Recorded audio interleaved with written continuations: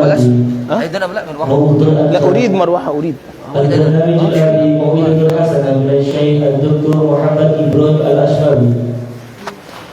هذه الفرصة مفوضة عليه كمالا. صلى على النبي محمد صلى الله عليه وسلم.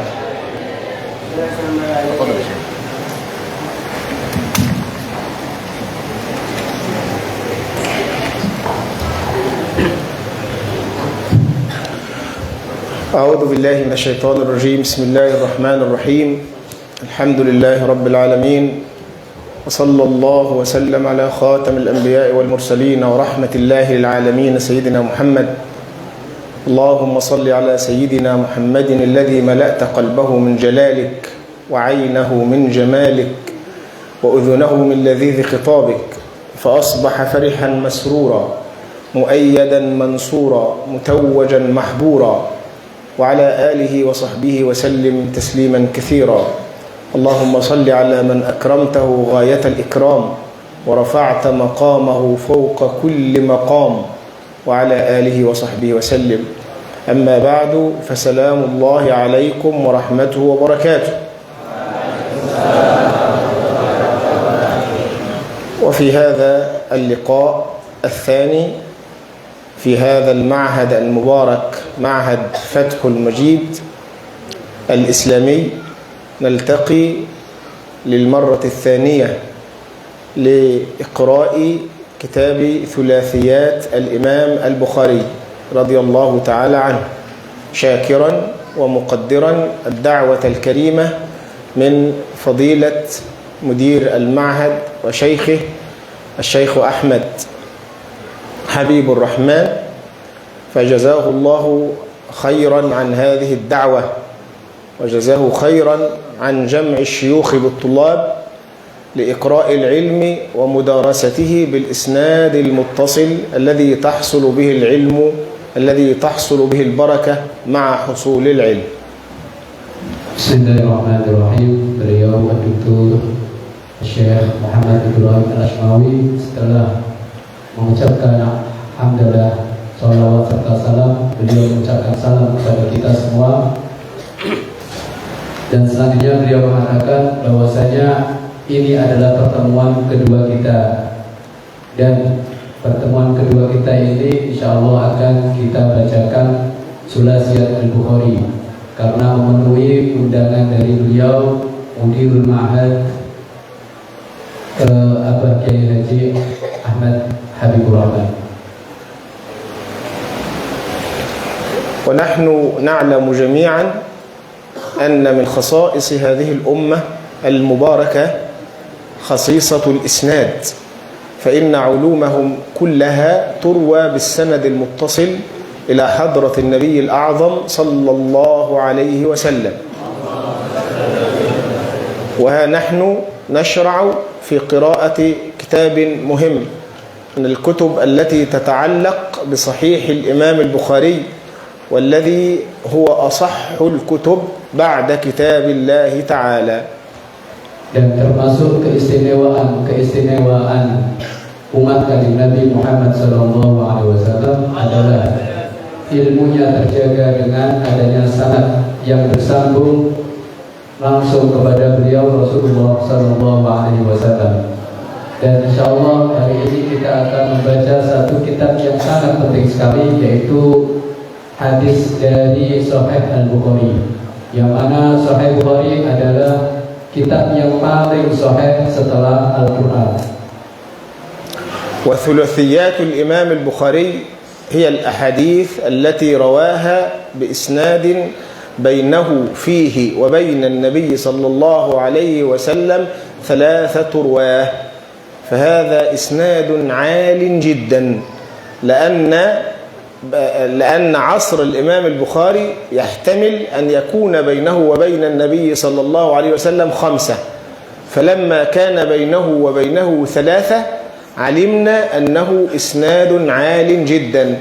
وهذه الأحاديث في صحيح الإمام البخاري قليلة، لأن الإمام البخاري في القرن الثالث الهجري، فبينه وبين النبي صلى الله عليه وسلم يعني نحو 3 قرون، يعني قرنين وكسر من الزمان، فيحتمل أن يكون بينه أكثر من 3، لكننا وجدنا في صحيحه نحو 20 حديثا بينه وبين النبي صلى الله عليه وسلم في نحو 3 رواه.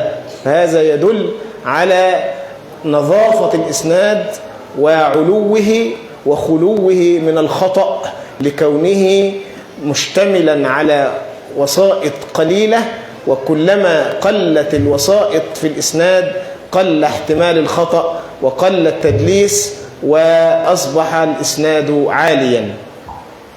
Dan Sahih Bukhari ini adalah hadis yang diriwayatkan oleh Imam Bukhari.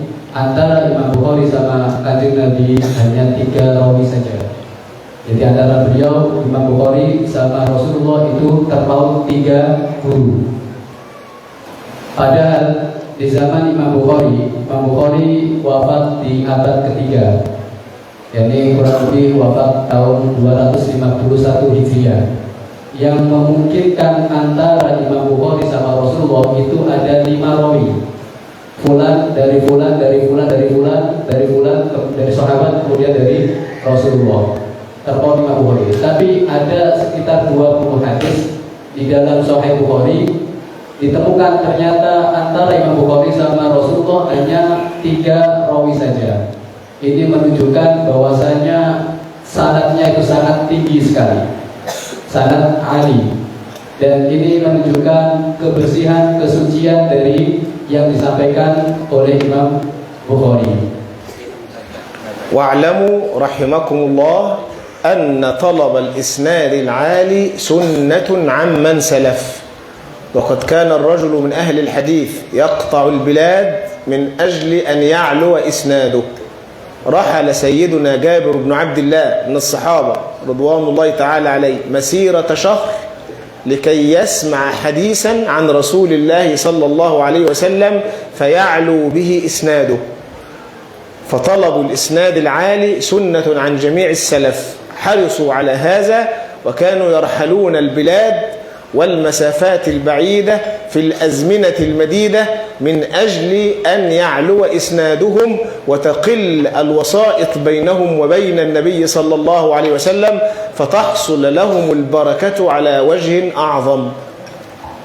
Dan perlu diketahui bahwasanya mencari sanad yang tinggi itu termasuk sunnah kebiasaan dari para salaf. Termasuk diantaranya adalah sahabat Jabir bin Abdullah. Beliau menempuh jarak 1 bulan perjalanan hanya untuk mendengarkan 1 hadis. Tujuannya apa? Tidak lain kecuali supaya sanadnya itu tinggi. Karena semakin sedikit antara Rasulullah sama dirinya, itu menunjukkan sanad yang tinggi, sehingga apa? Sehingga keberkahan dari hadis tersebut akan diperoleh oleh muhadis tadi, oleh yang mencari sanad tadi. Sehingga mencari sanad tinggi itu termasuk sunnah dan kebiasaan baik yang dilakukan oleh para salafuna as-salihun. Maka seyogyanya kita juga meniru dari apa yang beliau lampaui. قيل لأحد كبار المحدثين عند موته ما تشتهي؟ قال إسنادا عاليا وبيتا خاليا، إسنادا عاليا وبيتا خاليا، حتى عند موته يرغب في أن يكون له إسناد عال. وأكثر روايات البخاري خماسية الإسناد، يعني بينه وبين النبي صلى الله عليه وسلم فيها 5 رجال. هذا هو الغالب على روايات الصحيح. ويوجد أسانيد نازلة تصل إلى 9 رواة عند البخاري، وهذه قليلة، لكن الكثير 5 والقليل 9 وأقل من القليل 3 التي تبلغ نحو 20 حديثا. Diceritakan dari sebagian salaf as-saleh, dikatakan kepada beliau bahwasanya ketika beliau mendekati wafat, beliau ditanya, apa keinginan terakhir engkau? Beliau menjawab, isnadan aliyan wa baitan khaliyan. isnad yang tinggi dan rumah yang kosong.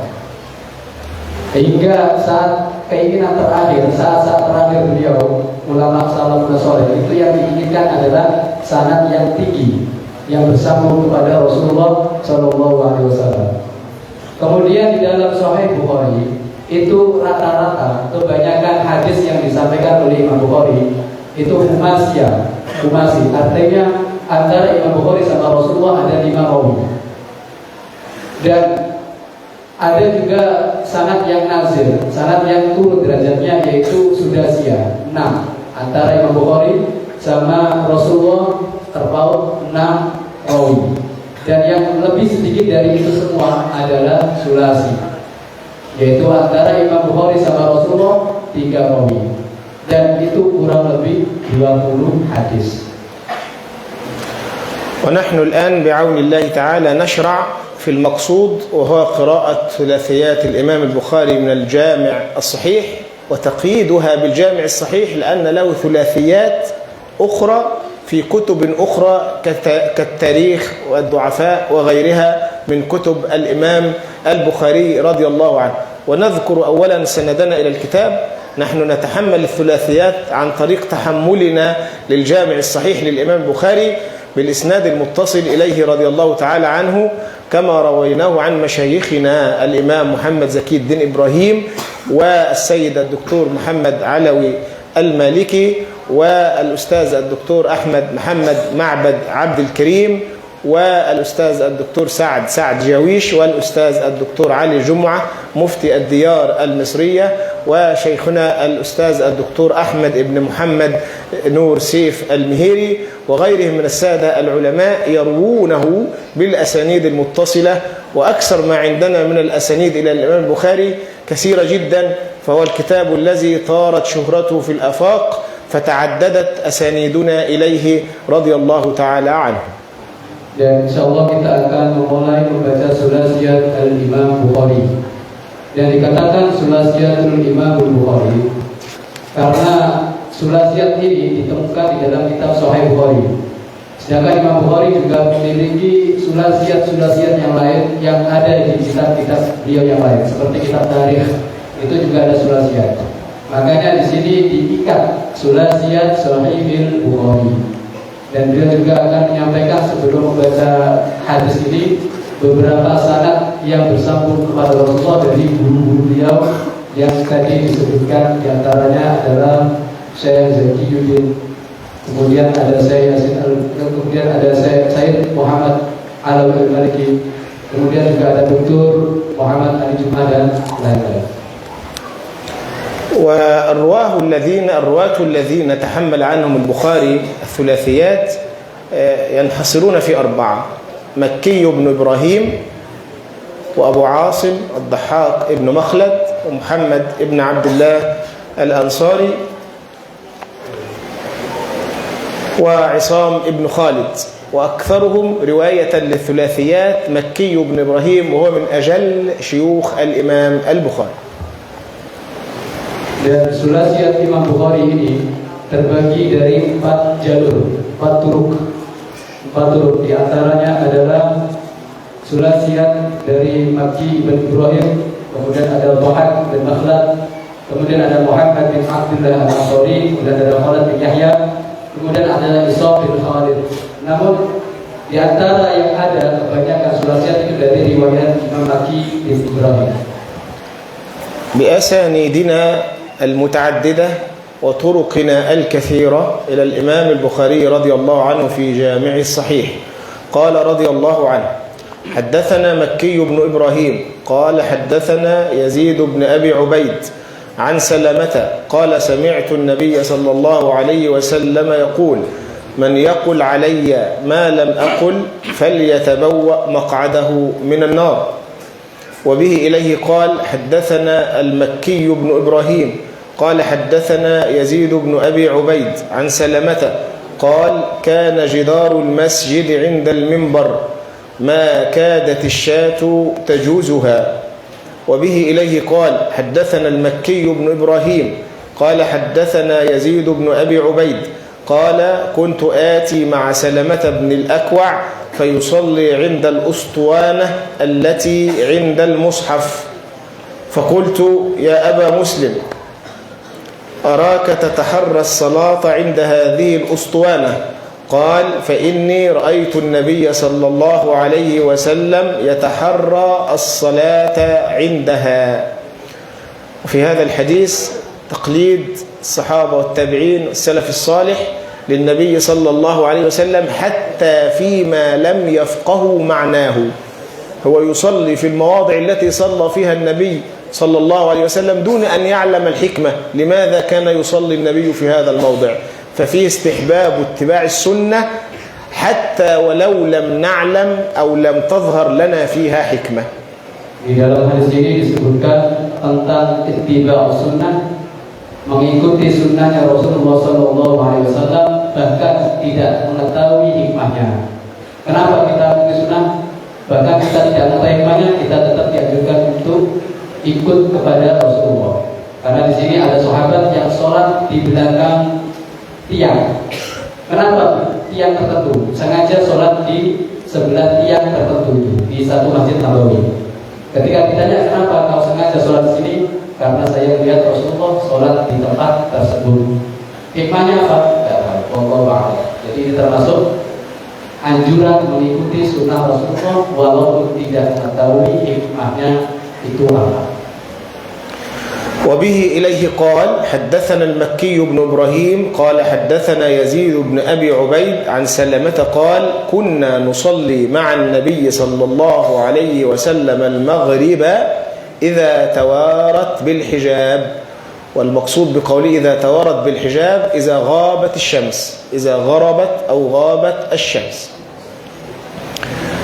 وبه إليه قال: حدثنا أبو عاصم عن يزيد بن أبي عبيد عن سلمة بن الأكوع رضي الله عنه أن النبي صلى الله عليه وسلم بعث رجلا ينادي في الناس يوم عاشوراء: إن من أكل فليتم أو فليصم، ومن لم يأكل فلا يأكل.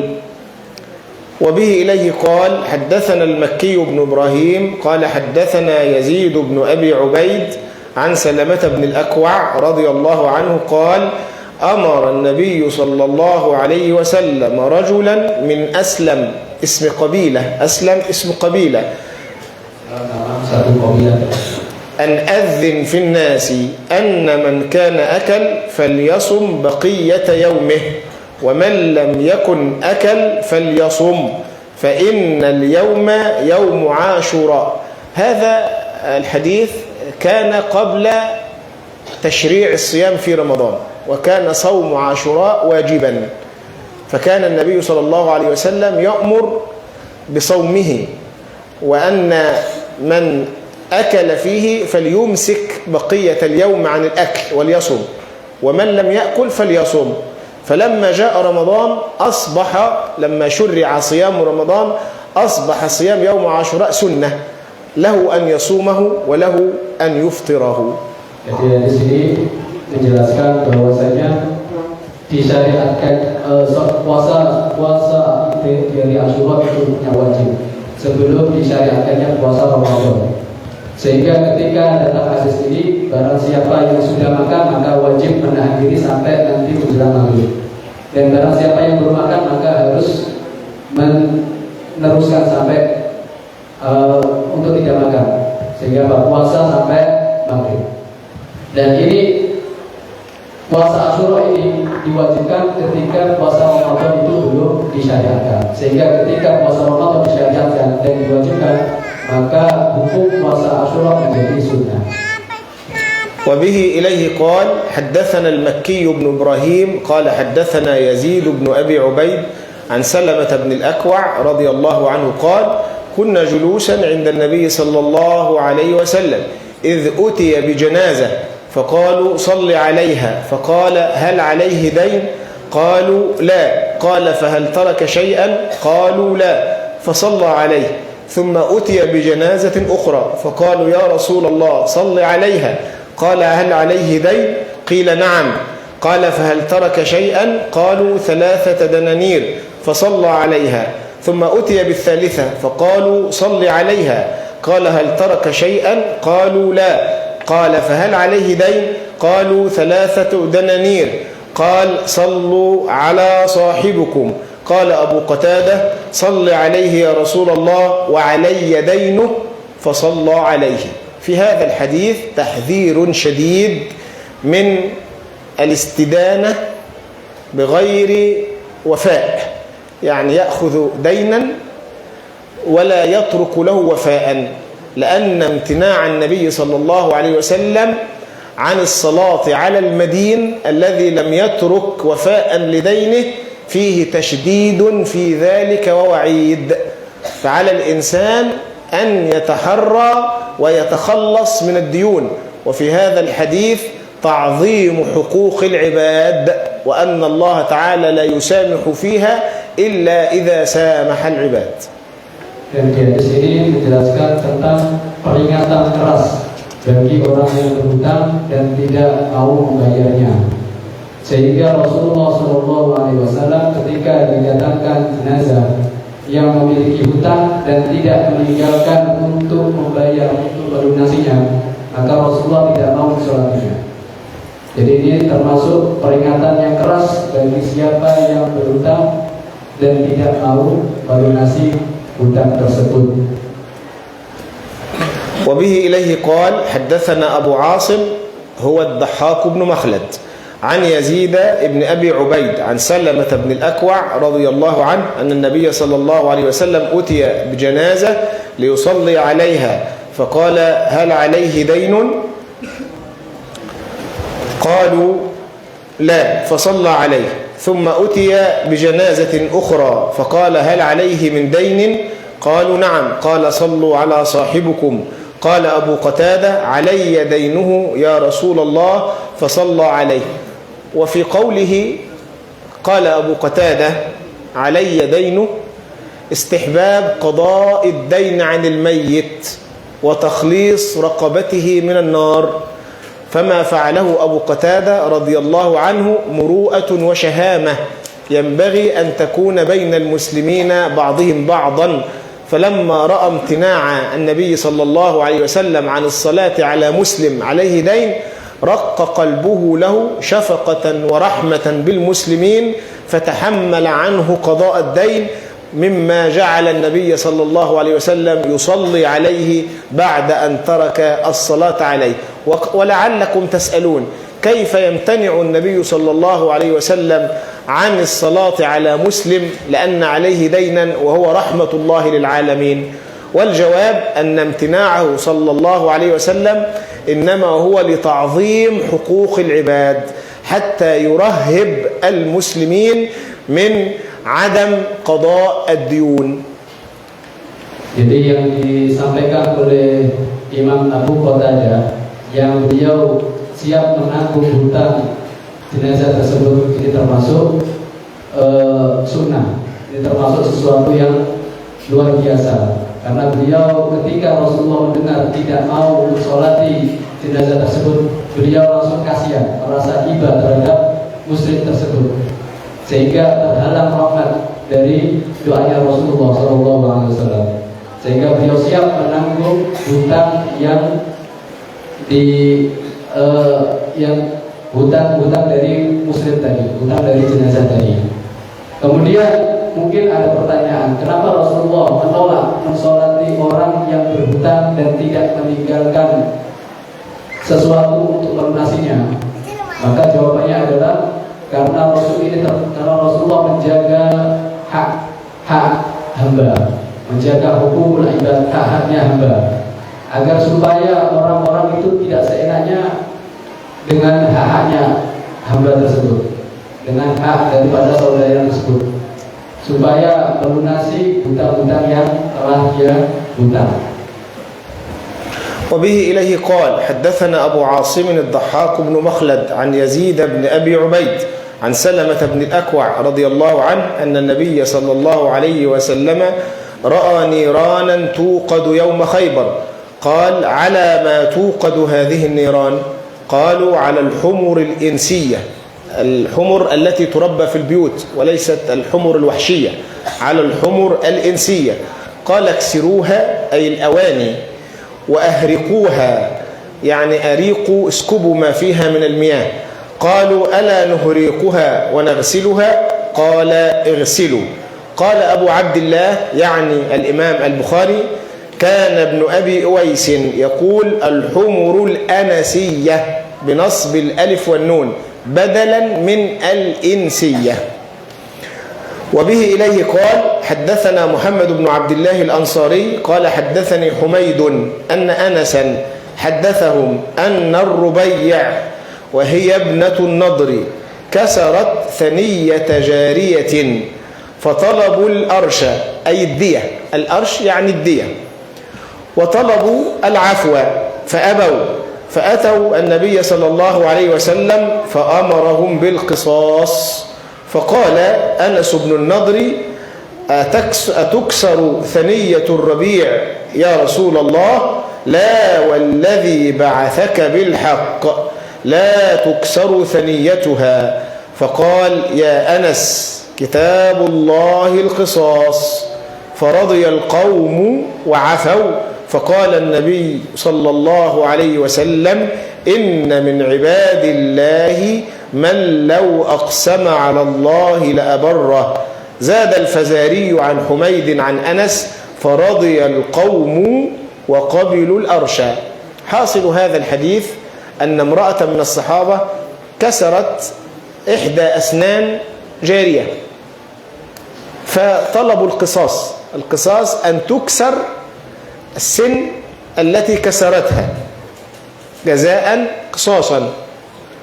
فقام قريب لها وهو سيدنا أنس بن النضر فأقسم بالله أننا لن نكسر ثنيتها، وليس هذا ردا لحكم رسول الله صلى الله عليه وسلم بل حسن ظن بالله تعالى.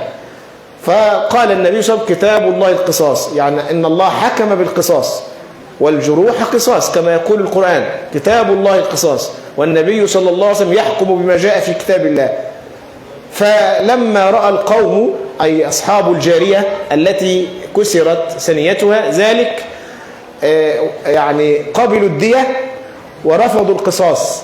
فعلق النبي صلى الله عليه وسلم قائلا إن من عباد الله من لو أقسم على الله لأبره، وذلك مدح وثناء لأنس بن النضر لأنه أقسم بالله ألا تكسر ثنية الربيع فصدق الله قسمه. Dan di hadis ini menceritakan bahwasanya ada seorang wanita, dia memecahkan, saya menanggalkan gigi dari seorang budak perempuan, sehingga kemudian kaum dari budak tersebut atau yang memiliki budak perempuan tadi yang akan giginya, yang ditanggalkan giginya tadi, itu menolak, tidak mau memaafkan dan tidak mau menerima dia. Sehingga Rasulullah menghukum ketika tidak mau menerima dia, ketika tidak mau memaafkan atas perbuatan wanita tersebut, maka hukumnya adalah dengan dikisos. Dan ketika dikisos, maka seorang wanita tadi juga harus ditanggalkan giginya, sama seperti dia menanggalkan gigi perempuan tadi yang ditanggalkan. Jadi ketika gigi siung yang ditanggalkan, maka gigi siung juga itu yang akan ditanggalkan. Kemudian sahabat dari jariyah tersebut atau saudara dari jariyah tersebut itu Sayyidina Anas bin Nadr, beliau bersumpah, sungguh demi Allah kami tidak akan pernah menanggalkan gigi wanita tadi. Sehingga apa? Sehingga ketika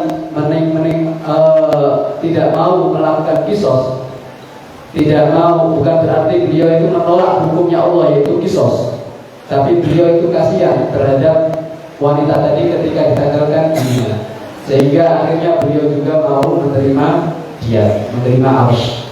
Kemudian Rasulullah mengujinya, inna min ibadillahi man law aqsama 'ala Allah la abarrah.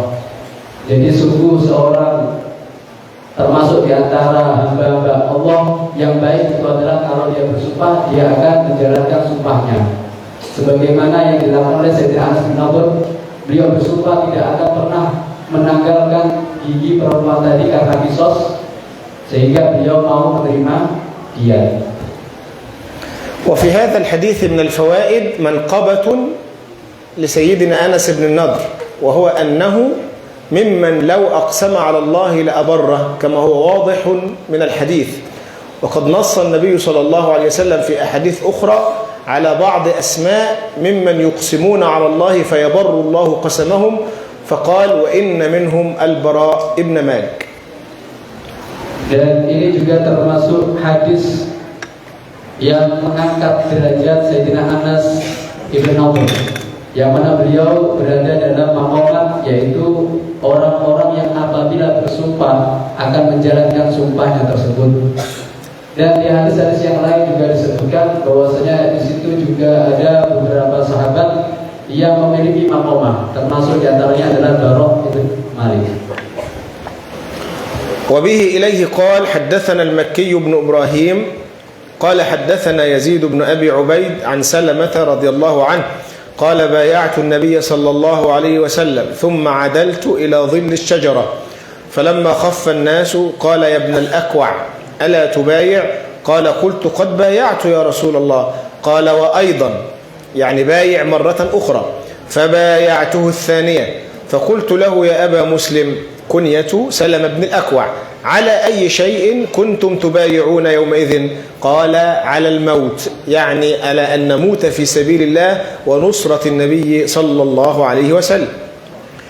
وبه إليه قال حدثنا المكي بن إبراهيم قال أخبرنا يزيد بن أبي عبيد عن سلمة أنه أخبره قال خرجت من المدينة ذاهبا نحو الغابة حتى إذا كنت بثنية الغابة لقيني غلام لعبد الرحمن بن عوف.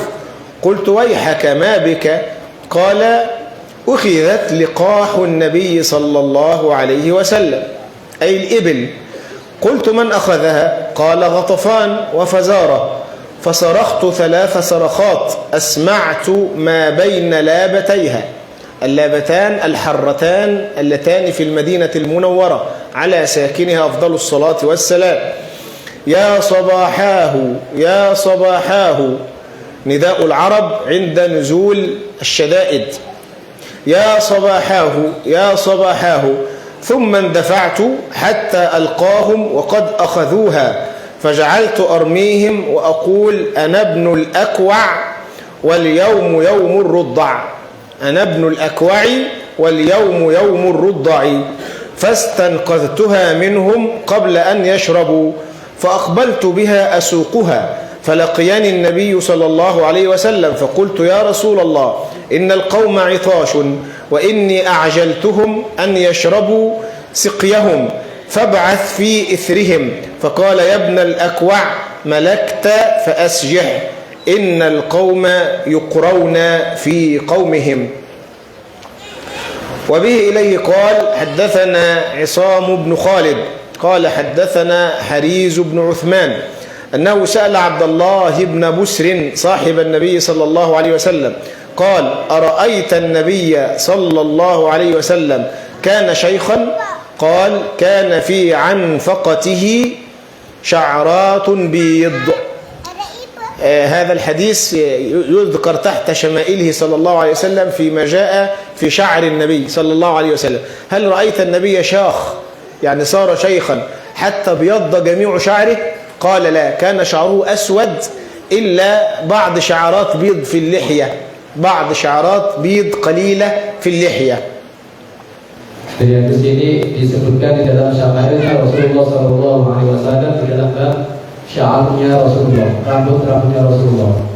Ditanya apakah Rasulullah itu sepuh, artinya rambutnya itu putih, banyak ubatnya.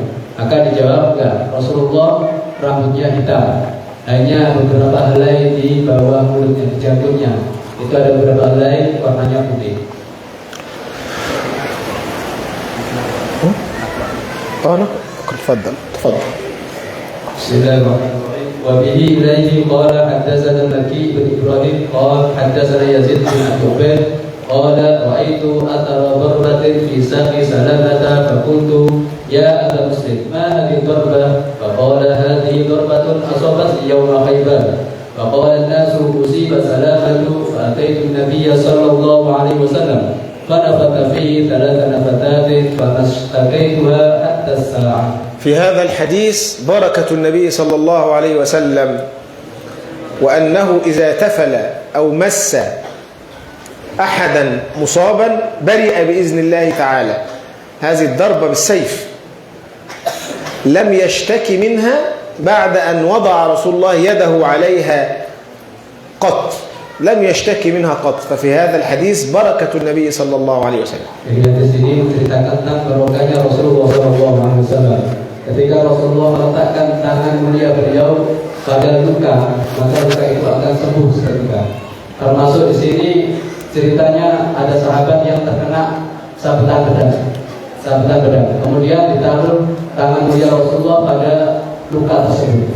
Maka beliau mengatakan, saya tidak merasakan sakit sedikit pun setelah itu. Wa bihi ilaihi qala haddatsana Abu Asim Ad-Dhahhak bin Makhlad qala haddatsana Yazid bin Abi Ubaid an Salamah bin Aqwa qala ghazawtu ma'a Nabi sallallahu alaihi wasallam 7 ghazawat wa ghazawtu ma'a Ibn Harithah ista'malahu alaina. وبه إليه قال حدثنا محمد بن عبد الله الأنصاري قال حدثنا حميد أن أنس حدثه عن النبي صلى الله عليه وسلم قال كتاب الله قصاص.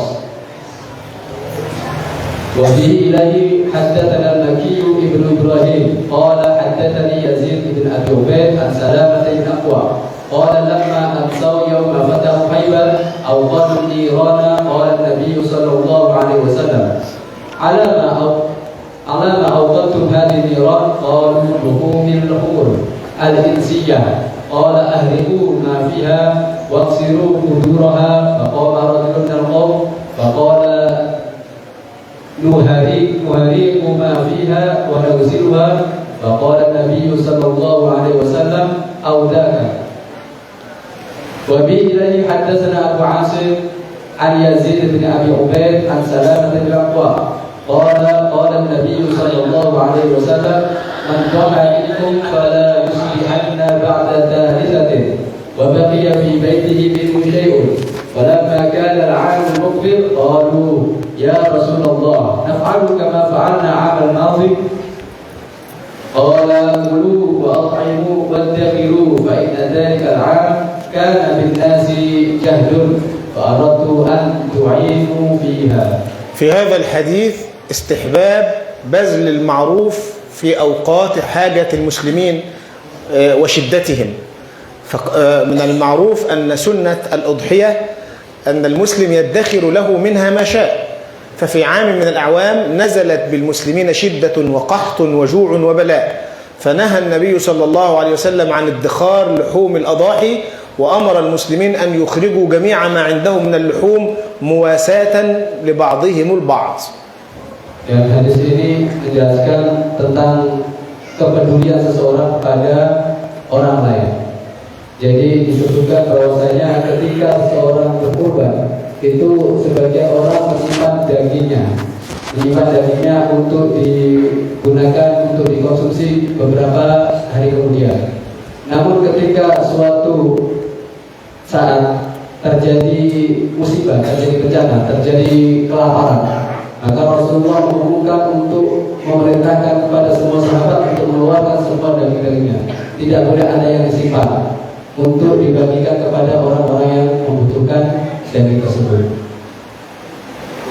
Wa bi ilaihi haddatsana al-Makki ibn Ibrahim qala haddatsana Yazid bin Abi Ubaid an Salamah qala kharajna ma'a an-nabiy sallallahu alaihi wasallam ila Khaybar faqala rajulun minhum asbi'na ya 'Amir min hunayhatika fahada bihim faqala an-nabiy sallallahu alaihi wasallam man as-sa'iqu qalu 'Amir faqala rahimahullah faqalu ya Rasulullah hal la amta'tana bihi فأصيب صبيحة ليلته فقال القوم حبط عمله قتل نفسه فلما رجعت وهم يتحدثون أن عامرا حبط عمله فجئت إلى النبي صلى الله عليه وسلم فقلت يا نبي الله فداك أبي وأمي زعم أن عامرا حبط عمله فقال كذب من قالها إن له لأجرين اثنين innahu lajahidun mujahidun wa ayyu qadrin yaziduhu alaihi. Allah.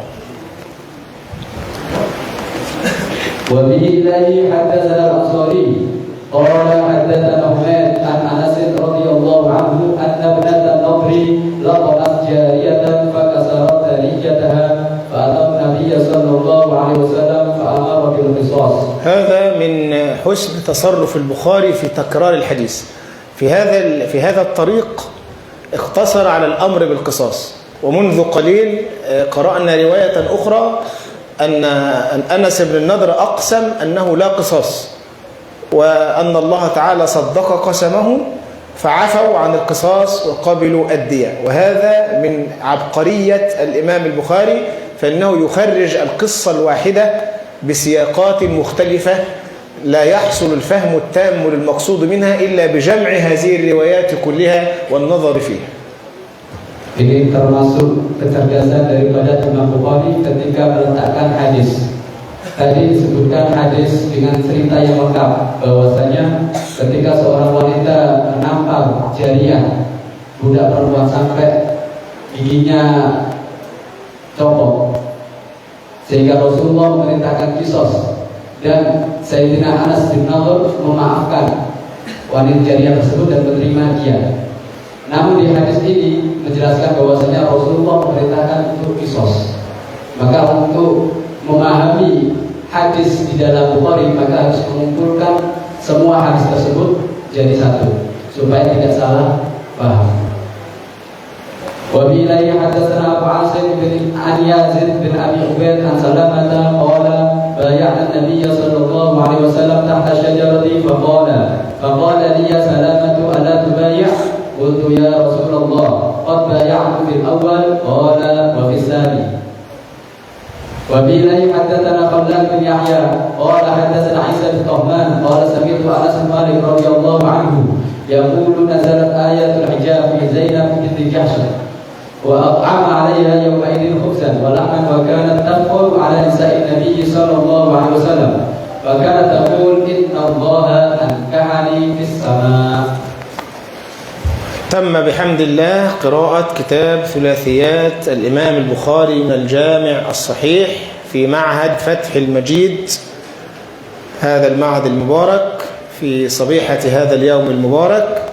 ونحن نجيز جميع الحاضرين ومن سمعوا هذا البث المباشر إجازة بهذا الكتاب بالشرط المعتبر عند أهل الحديث والأثر، مع ضبط ما يحتاج إلى ضبط، ولمن أجيز فيه أن يجيز غيره.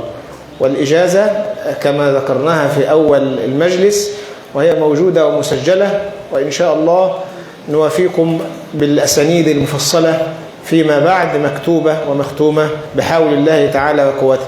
أجزتكم قولوا قبلنا.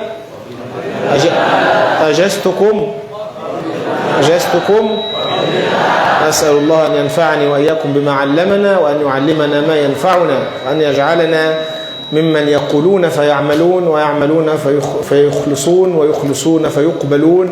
وصلى الله وسلم وبارك على معلم الناس الخير سيدنا محمد وعلى آله وصحبه أجمعين، والحمد لله رب العالمين، والسلام عليكم ورحمة الله وبركاته.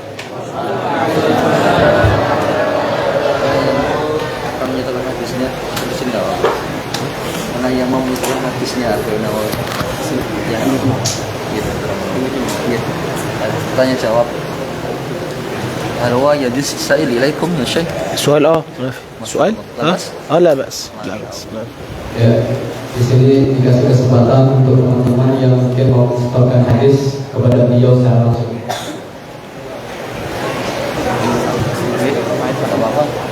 Satu hadis ya Bapak, untuk barokah setorkan kepada beliau, langsung didengarkan beliau langsung. Fadhol. Nah, anak yang tadi sudah persiapan, anak putri dulu maju ke depan. Dan mungkin anak putra yang mau bertanya kepada Syekh dipersilakan. Tanya, Syekh punya anak perempuan apa tidak? Tadi anak-anak sudah persiapan maju ke depan. Kelas 9 tadi. Tafadhal syariat Bismillah. Atau yang mau bertanya kepada Syekh, siapapun boleh.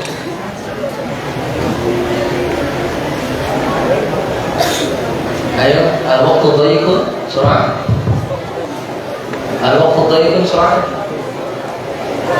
Ayo tolong dari jalan anak putri.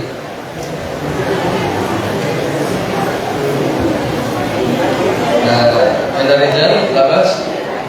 هناك سؤال إلى الشيخ.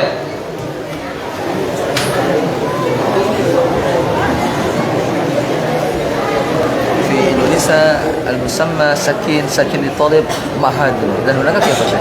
معهد؟ لا معهد هناك في مصر في مصر الأزهر معهد معهد التعليم العام مدرسة مدرسة هو الآن الأزهر يسمى معهد مثل هنا أنتم تسمونه معهد معهد. الإسلامي معهد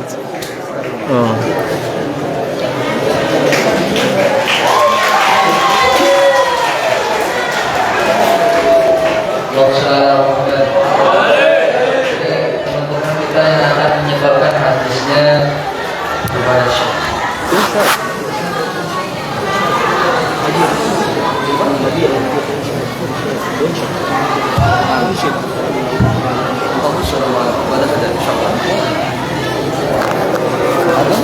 ها؟ أنتم؟ لا بعد هذا إن شاء الله بعد هذا Ayo silakan.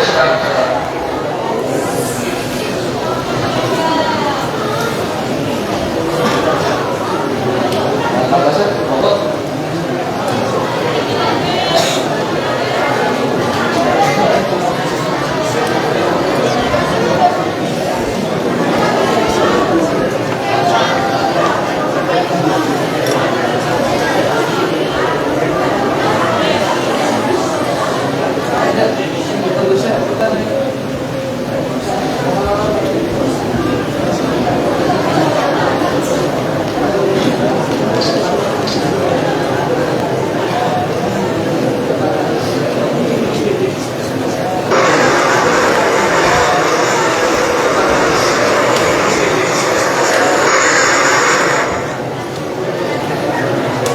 ونريد أن نقرأ إليكم حديث أربعين نووي بالحفظ. بالإيه؟ بالحفظ. بالحدر بالحفظ. بالحفظ طبعا تفضل.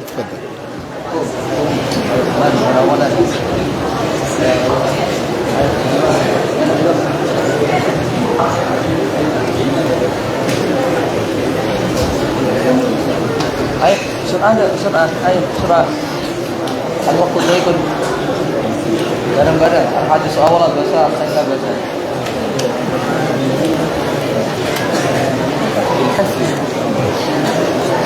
Bismillahirrahmanirrahim. Al-haditsul awwal an Amirul Mu'minin Abi Hafs bin Umar bin Khattab radhiyallahu anhu qala sami'tu Rasulullah sallallahu alaihi wasallam yaqulu innamal a'malu binniyati wa innamal likulli imrin ma nawa wa man kana hijratuhu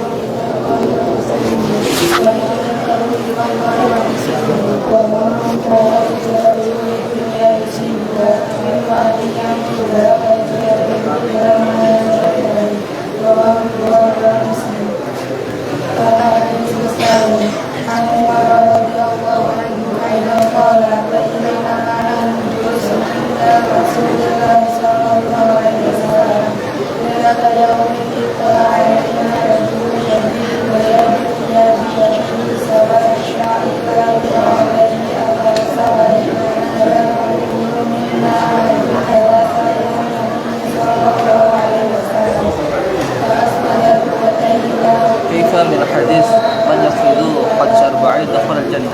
هذا صحيح أم لا؟ لا. هذا موضوع أو صحيح أو ورد في حفظ 40 عموما من حفظ على أمتي 40 حديثا كنت له شفيعا أو شهيدا يوم القيامة.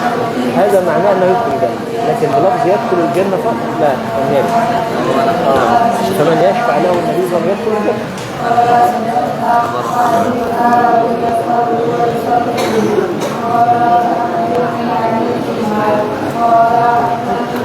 Bismillahirrahmanirrahim.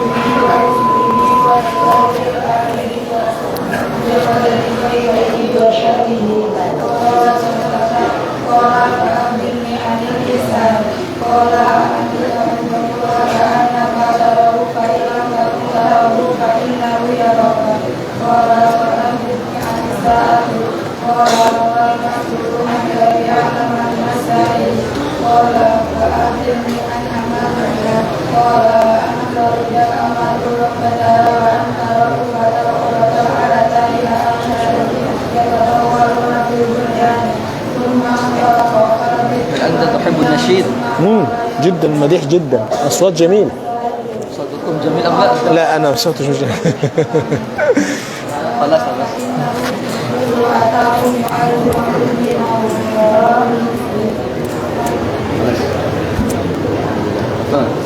Alhamdulillah. Assalamualaikum. Assalamualaikum warahmatullahi wabarakatuh. بارك الله فيكن، بارك الله فيكن.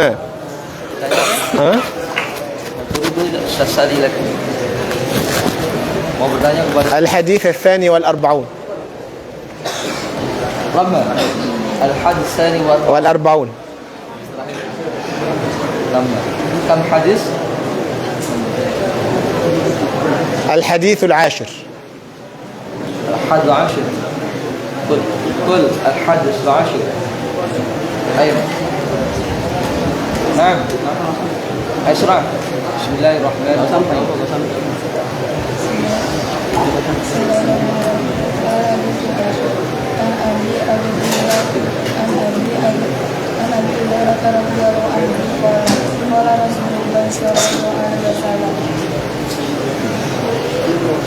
Inna Allah ta'ala tayyibun la yaqbalu illa tayyiban wa inna Allah amara al-mu'minina amara al-mursaliina wa qala ta'ala ya ayyuhal rusulu kulu min tayyibatin wa amalu shalihan wa qala ta'ala ya ayyuhal rusulu kulu من الطيبات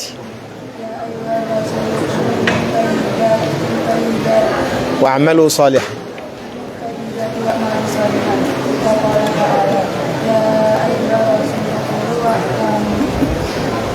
يا أيها الذين آمنوا كلوا من طيبات ما رزقناكم.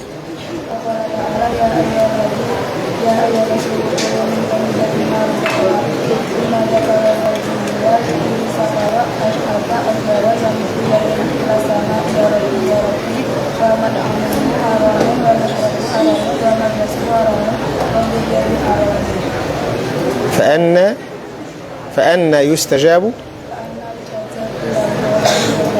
بارك الله فيك، ما شاء الله ما شاء الله ما شاء الله، نفع الله بك ما شاء الله. تفضل تفضل.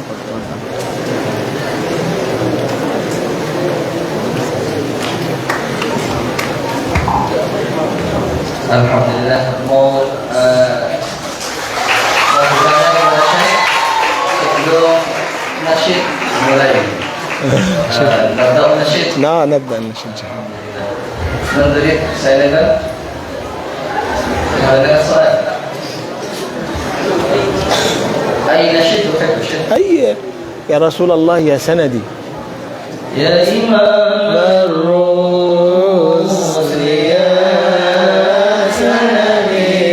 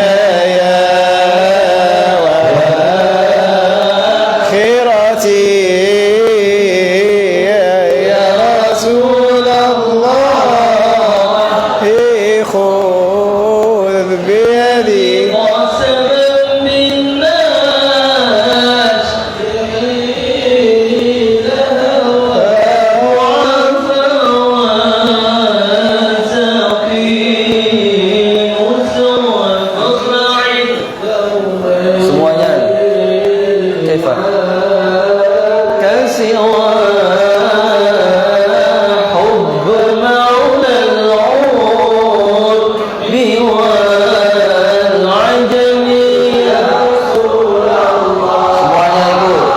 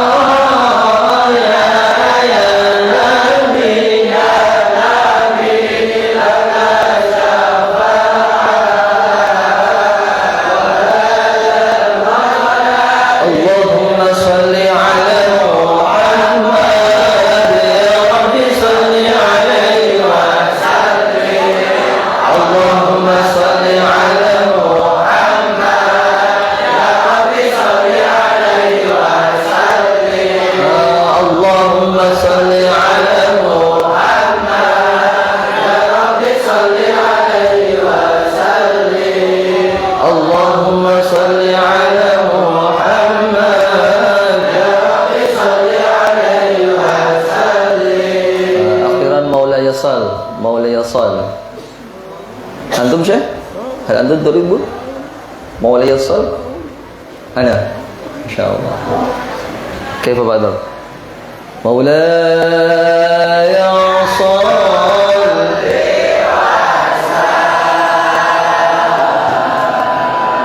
وسلم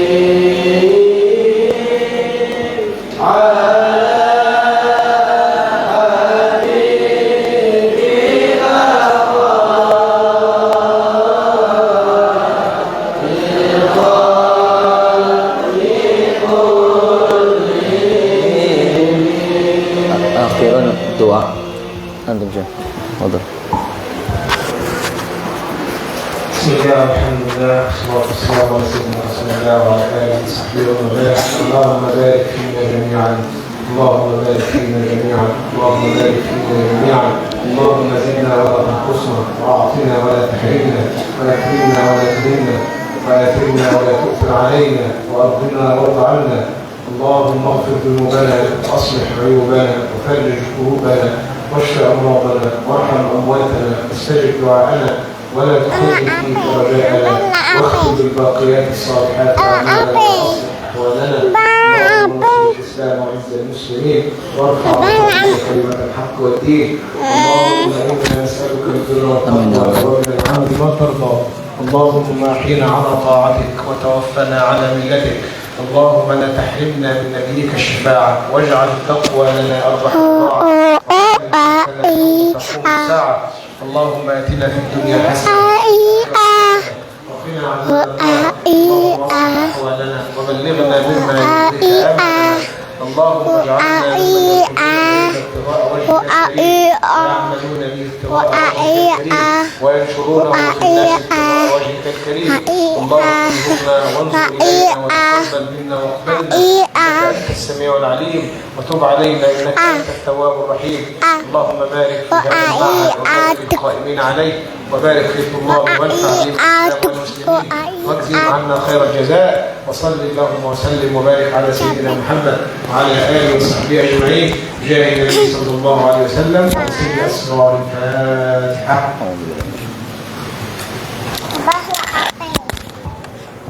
يجوز التصوير معكم Labas? Alhamdulillah, ini terakhir foto semua dengan saya. Anak putra dulu, setelah itu anak putri. Anak langsung hadap, langsung sini, anak putra.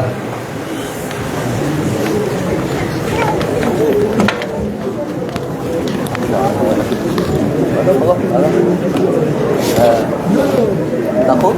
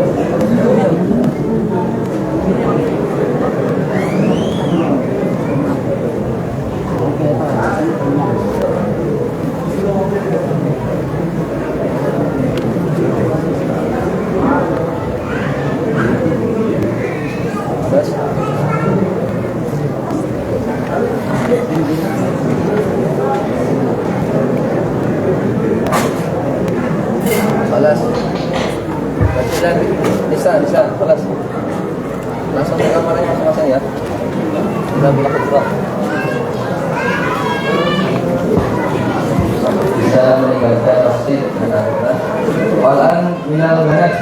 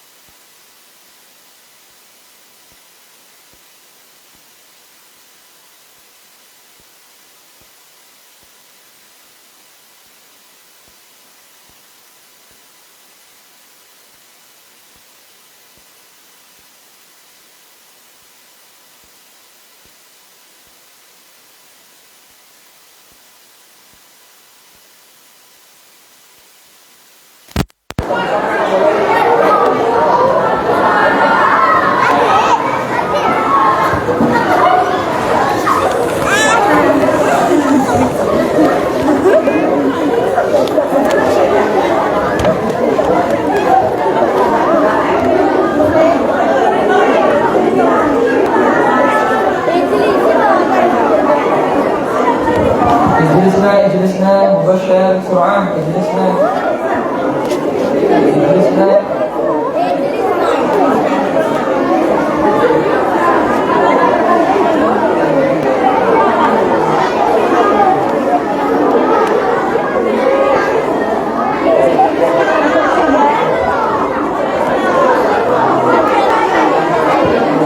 الخارج سرعان سرعان سرعان عايز سرعان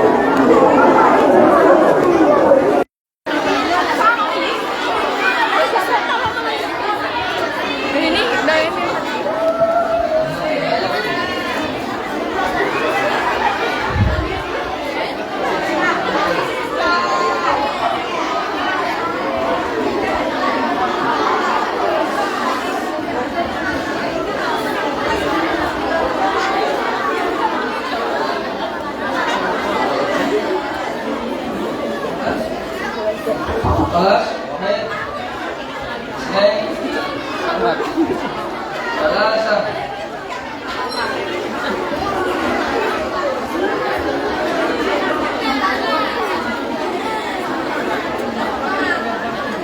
خلاص خلاص خلاص واحد اثنين ثلاثة